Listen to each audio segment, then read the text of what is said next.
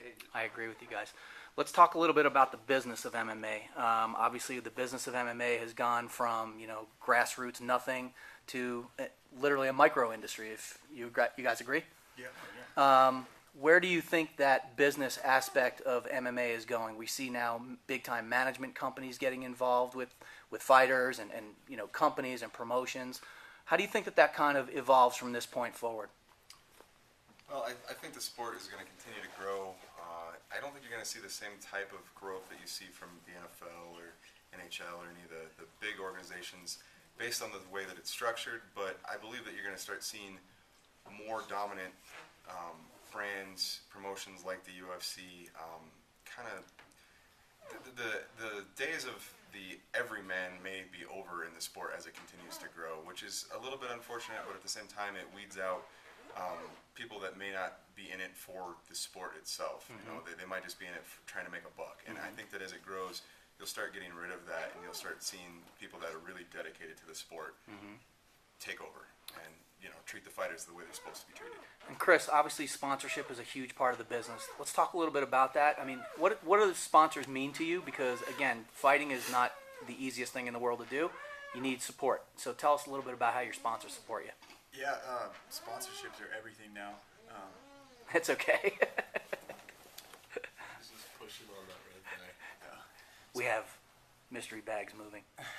Okay. Sponsorships are everything in the sport, The purses, for me now, my purse in the UFC is good, but you make more of your money from sponsors and stuff, getting endorsed.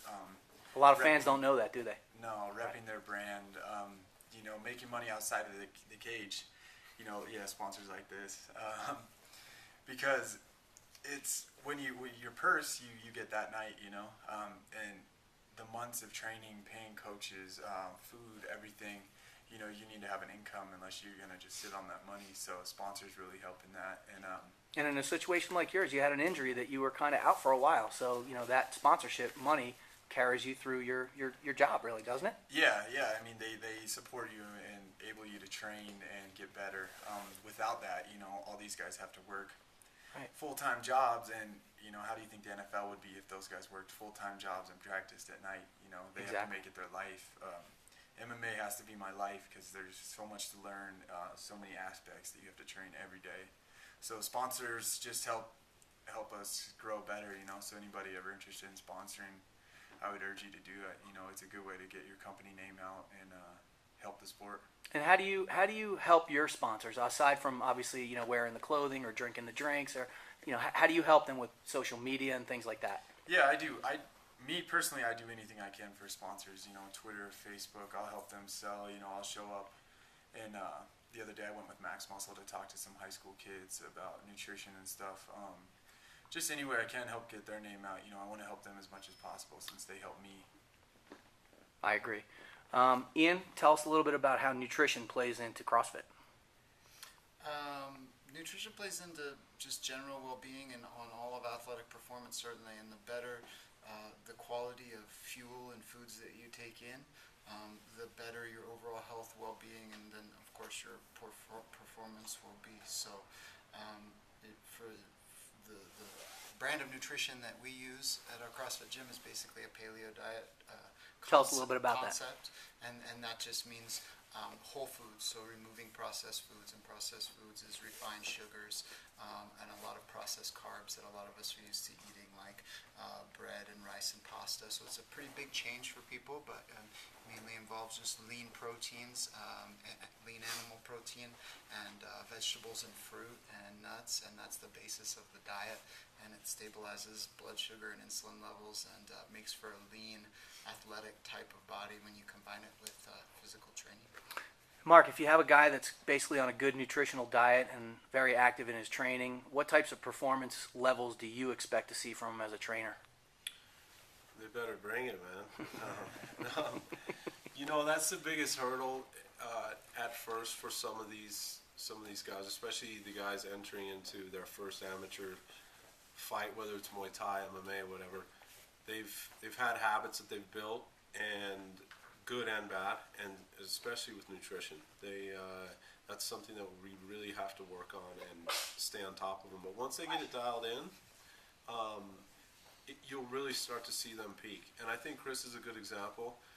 Chris really, in the last year, has definitely taken his nutrition really seriously, and all of our fighters have, but Chris is a good example of that, and I think his performance has definitely been impacted, and including the rest of our team. You know, those guys, they've followed that lead, and essentially they've understood that, hey, you know, just because you're training doesn't mean you're going to get everything out of that. So you've got to be able to refuel, recover, and that, because I'm asking a lot of these guys every day, you know. Explain that a little bit in depth if you can. You know, these guys are training, whether they're pro or amateurs. If they're part of the FactoryX fight team, these guys are training 6 days a week. And a lot of these guys aren't in Chris's shoes where they're fighting full-time. So they're working a full-time job. Some of them have families. And, you know, and I have big expectations for them, and they know that. And so they're training, you know, 2 to 3 hours a day. And that's a lot of time and a lot of commitment for those guys. And if their nutrition's bad, if their sleep's bad, and all those type of things, then it's really going to impact what's going on here. And so, with that said, and that thing goes off all the time, man. You know, these guys. But with that said, these guys have really taken to that, because they've seen, hey, you know, every night we've got to bring it. So the things we're doing outside of the gym are as important, if not more important, to their success. So. I agree. And Josh, let's talk a little bit about how fighters' mentalities have changed from the early days of the fight biz to what you're seeing today. I mean, what kind of mentality shift do you see in fighters nowadays? Well, nowadays, it's no longer all about me. Fighters are, camps these days are families, and we'll use Mark's camp here. The, FactoryX team is a giant family, and as a fighter, they all want to grow together. 8 years ago, it was all about me, A fighter would pick a specific camp, go train for a fight, but it was all about, what they could do, how they could get better, and how they could make money. Now, it's more of a family thing. It's a true team sport these days. Yes, Chris might go in and be the one fighting, but it's the, FactoryX team that got Chris prepared to do what he does, and without that team, Chris isn't going to be as effective as he will be. So, the team aspect of MMA these days is huge, and that's very, very important, because, Chris isn't going to grow unless he has guys pushing him. He's got to have a true team to help make him better. Otherwise, he's never going to peak. He's just going to plateau, and that's why there's such the evolution of the sport. It's because it is such a team aspect, and it's all about how we can grow the sport as a team. Fighters now have that mentality. It's no longer a selfish thing. You can walk into any gym in the country these days and see a true fight family. Everybody working together for one common goal, and that's huge if the sport is going to continue to grow. I agree.